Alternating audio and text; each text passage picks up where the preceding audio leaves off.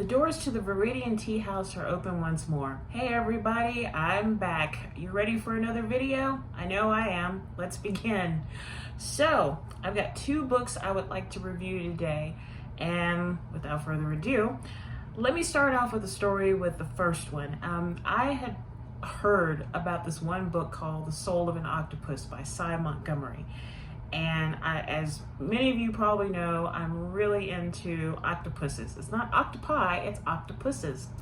And I read the book and I actually cried. It wasn't a full bawl session, but a couple of tears did fall. I mean, it was an excellent book. I think I read it 2 years ago.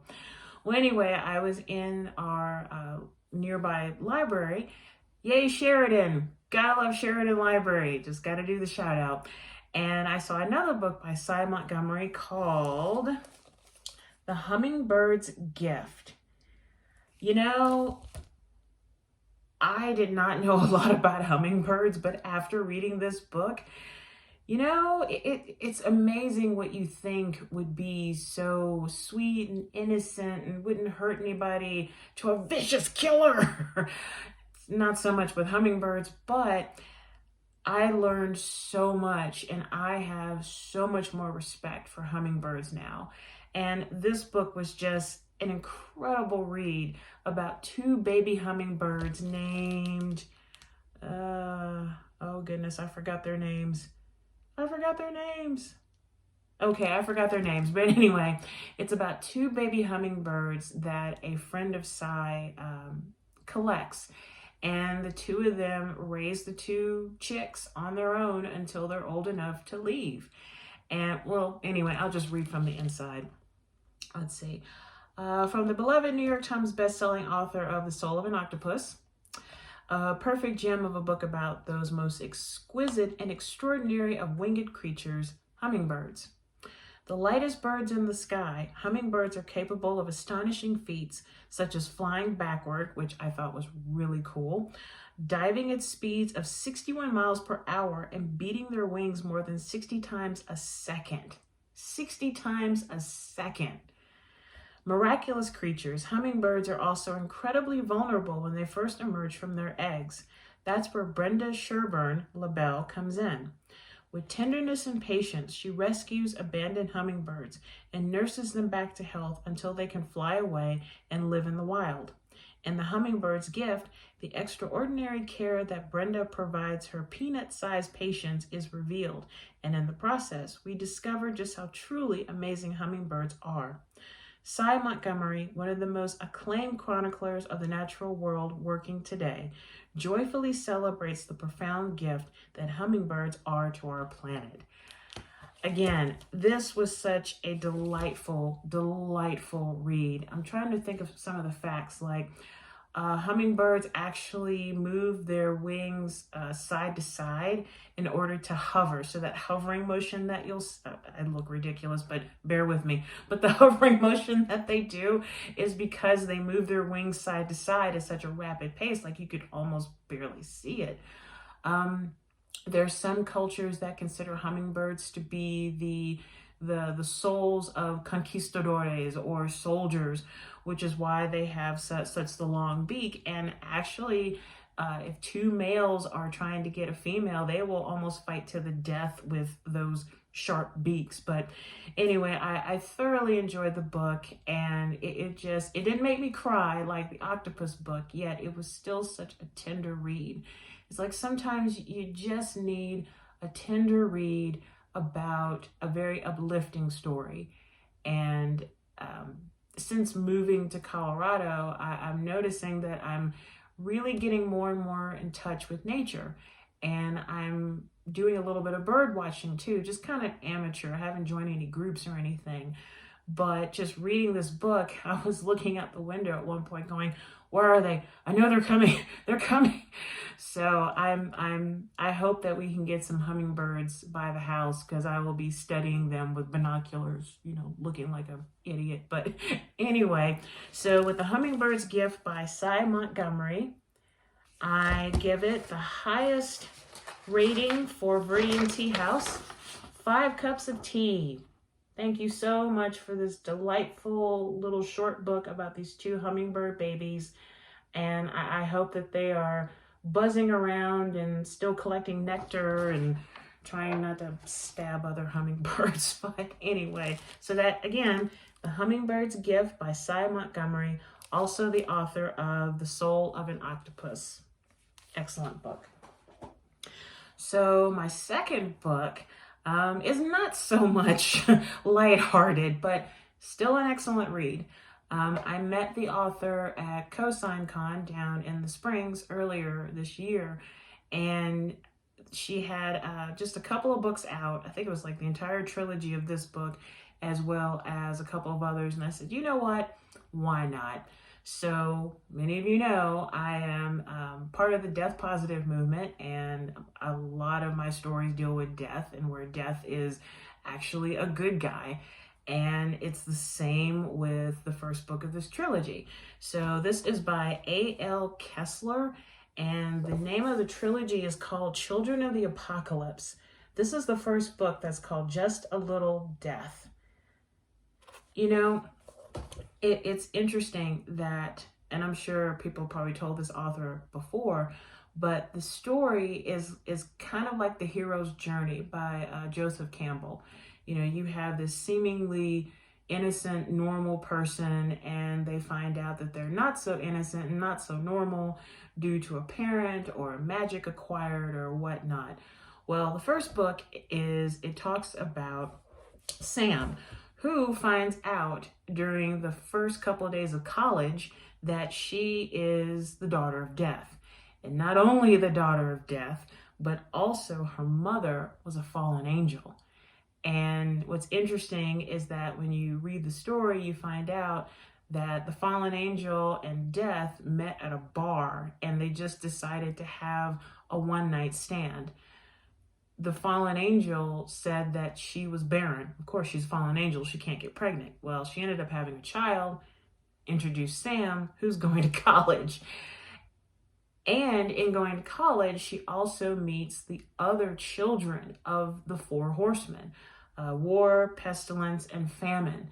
They're all guys, but all starting off at college, and they have a little bit more of experience at being the son of than she does, but she quickly learns her power thanks to good old dad, who pops in and out. So aside from all of that, and aside from her mother being a fallen angel, did I forget to mention that the Black Plague has returned? This is where it gets really interesting for me because, and I want to make sure that I say this right.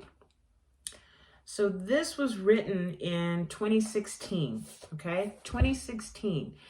Yet as I read this book, it felt like the COVID pandemic. I mean, okay, so demons are not running around and we don't have the four horsemen of the apocalypse, but the other part of the story, which I really won't go into, really reminded me of the beginnings of the pandemic. And it kind of brought a little chill down my spine. I was like, whoa, you know, maybe I shouldn't read this. I mean, I know it's fiction and all, but it was just a little bit too close to home for me. But having said that, what a great first book to a trilogy. I truly enjoyed it. I enjoyed watching Sam and the other children of the apocalypse deal with the seven deadly sins, who were all high-ranking demons, especially lust. Kessler, if you're watching this video, and I'm going to send this to you, lust, well played. That was good. It kind of took me a moment. And then also having a hideous algebra teacher. That's all I'm going to say about that. And again, you know, having death as a father, having a fallen angel as a mother. And oh yeah, by the way, I forgot, Ruthie. Loved Ruthie. Great character. I thoroughly enjoyed reading about her and how she engaged with the four children. But anyway, let me read the back of it for you. Let's see. So this is book 1 of the Children of the Apocalypse trilogy, Just a Little Death. The daughter of death has her college experience cut out for her. In addition to a new roommate and some serious test anxiety, Demons, angels, and horsemen become a part of Sammy Zadkiel's everyday life. Through the chaos, Sammy must discover her place in the oncoming apocalypse. The world is ending, and it's up to Sammy and the other children of the apocalypse to save humanity. Again, aside from the fact that this reminded me of COVID, great introduction book. I have the other two books. I got smart. I was like, no, I have a feeling I'm going to fly through these books. So for book 1 of the Children of the Apocalypse trilogy, Just a Little Death, this gets 4 cups of tea from Viridian Tea House. Job well done. Truly enjoyed it. The only reason why I didn't give it a 5 was, again, because of the COVID reference. It just made me think of COVID. I'm really sorry. I mean, it was an excellent first book of a trilogy. It was well written. You felt like you were right there in college with Sam and the other children. It was just that creepy COVID reference. Wow. But again, from Viridian Tea House, this gets 4 cups of tea. Thank you so much. And I look forward to reading the other 2 books, and I will be reviewing them on future videos. Another reason why that I enjoyed that book so much is because it reminds me of another trilogy that dealt with plague doctors, the 4 horsemen, death as a good guy, written by some crazy eccentric tea drinking woman. Who am I talking about? Shameless plug time. The first book in the trilogy, Order of the Black Silk, and the follow-up, The Coming of War. Now, granted, I handle my 4 horsemen rather differently than what Kessler did, but I figured, you know, it's really cool to write about the 4 horsemen of the apocalypse. So, whoops, as I'm going out of focus here. So there's Order of the Black Silk. And as my publisher likes to say, I created gothic superheroes. And I said, you know, what about Batman? And she's like, no, no.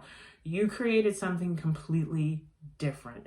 So I have my Order of the Black Silk books 1 and 2 at the Viridian Tea Company Etsy store, and one of the accompanying tea blends, which is Tea of the Necropolis, which I made some right here. And the ingredients are Assam tea, which, as you know, is a black tea, also elderberries and blackberry leaves. So this is the result of it, and the video is not doing it justice, but it's a deep, deep purple. So I am using another one of my tea cups from my tea collection. This actually is from Japan, and if I remember correctly, a friend of mine gave this to me. So without further ado, here we go.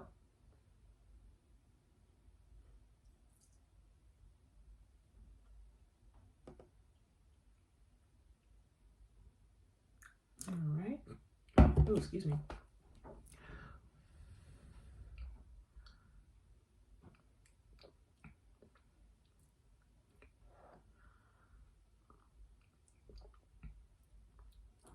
You know, the first thing that I get from this is the elderberry. As you know, elderberry is one of the highest, has some of the highest antioxidants of any kind of fruit. And I love working with elderberry because it just has a great taste to it, but I'm getting that. And I've said this in previous videos that whenever I brew certain teas, the colder it gets, the more certain ingredients and tastes will fade out and others will come forward. So right now I am definitely getting elderberry. I think I had a heavy hand with the elderberry with this particular batch, but still good. That's quite good. So if you are into black teas or elderberry, or you just want to try a new tea, I highly recommend my blend Tea of the Necropolis. You can get that through the Viridian Tea Company Etsy store, and it was inspired by the first 2 books of the Order of the Black Silk trilogy. And for those of you who have read the first 2 books and have sent me death threats about the 3rd book, just kidding, nobody has. Well, there was that one person, but won't go into that. I've not written the 3rd book yet because I've been busy with my murder mystery series called The Cork Brioche. So sorry, I gotta wait maybe next year when I actually start writing it. Who knows?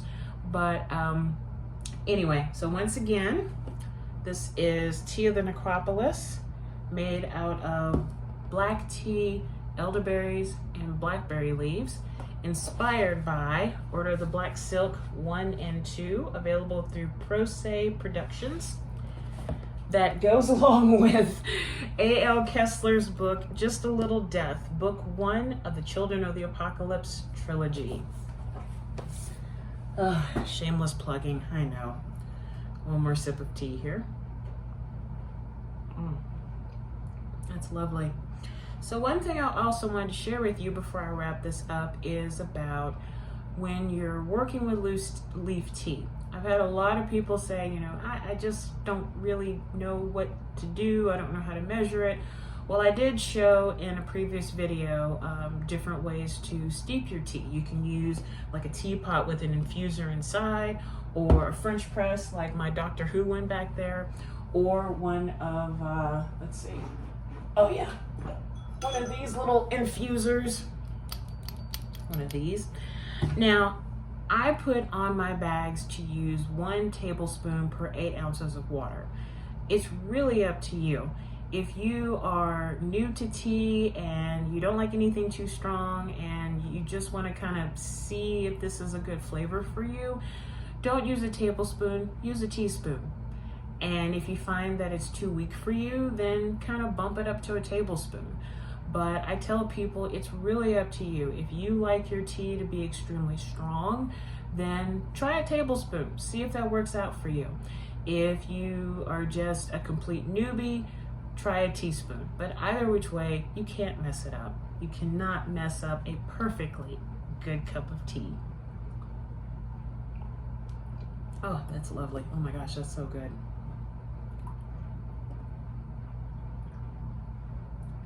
Okay, so just want to recap a little bit about the books that I've reviewed. So go out to your bookstore or library and pick these up immediately, or Amazon too. Let's see. Once again, A.L. Kessler's Just a Little Death, Children of the Apocalypse, Book 1. Yay! And also by the wonderful Sy Montgomery, The Hummingbirds Gift. And once again, a shout out to Arapahoe Libraries. Thank you so much for having this book. Truly appreciate you. I'm a fan. And for the tea aspect, the Tea of the Necropolis, black tea with elderberries and blackberry leaves, available at the VTC Etsy store. So rather than do a breathing meditation, I want to do a poetry meditation. As you know, I'm all about poetry. I love to write it. I love to read it. And I think this actually goes well with the books that I talked about today. So this is from, and it's an old book of mine, but this is from the Penguin Classics Decadent Poetry. You can see I've tagged a lot of poems there. And I'm going to read to you from Lionel Johnson. This is called The Dark Angel. So go ahead and grab some tea and find a comfortable place to sit down and enjoy some poetry. And let's begin. The Dark Angel. Dark angel with thine aching lust to rid the world of penitence. Malicious angel, who still dost my soul such subtle violence. Because of thee no thought, no thing abides for me undesecrate. Dark angel, ever on the wing, who never reaches me too late. When music sounds, then changest thou its silvery to a sultry fire. Nor will thine envious heart allow delight untortured by desire.